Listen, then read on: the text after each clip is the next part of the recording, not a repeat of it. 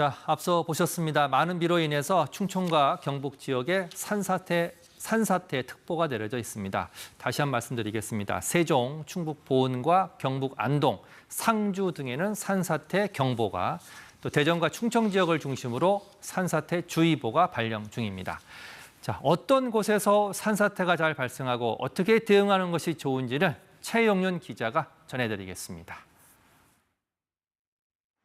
집중호우와 태풍 북상 시의 인명피해를 분석해보면 첫 번째 원인이 하천 급류, 두 번째가 산사태입니다. 지구온난화로 인한 집중호우가 잦아지면서 산사태 피해도 증가하고 있습니다. 지난 2012년부터 지난해까지 산사태 피해 면적은 연평균 293헥타르로 매년 서울 여의도만한 땅이 산사태로 피해를 본 셈입니다. 이로 인한 복구비도 연평균 680억 원이 넘게 들어갑니다.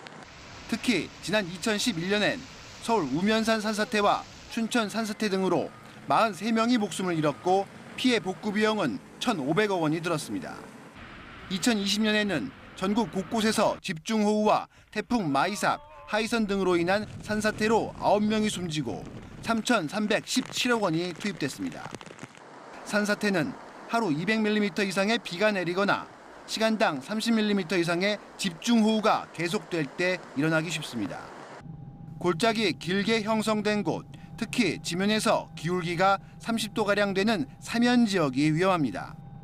또 화렵수림 지역보다는 뿌리가 얕은 침엽수 밀집 지역에서 산사태가 더 자주 발생합니다. 사전에 산사태 발생 징후를 찾아내기는 쉽지 않지만 경사지에서 돌이 굴러내리고 나무가 평소보다 크게 흔들리는 모습을 보이면 산사태를 의심해야 합니다. 똑바로 서 있던 나무가 기울어지거나 바람이 불지 않는데도 산울림이나 땅 울림이 들리는 것은 산사태가 이미 시작되고 있다는 신호입니다. 이 때문에 며칠 동안 비가 계속되는 가운데 갑자기 집중호우가 쏟아지는 경우 경사지 아래쪽에 사는 주민들은 산 아래 평지로 미리 대피하는 것이 가장 안전합니다. 산사태는 위에서 아래로 발생합니다. 만약 산사태를 만났다면 대피 시 산사태 발생 방향과 멀어지는 방향으로 이동해 가장 높은 곳으로 피해야 합니다. 또한 산사태 발생 최대 48시간 전부터 제공되는 산림청의 예보에 집중해야 합니다. 산사태 예보가 발령되면 산기슭이나 계곡, 야영지 등 위험 지역에 접근해서는 안 됩니다. 산사태 취약 지역에 사는 주민의 경우 주의보가 발령됐을 때는 대피 장소를 미리 파악한 뒤 간단한 생필품을 챙기는 등 대피를 준비해야 합니다.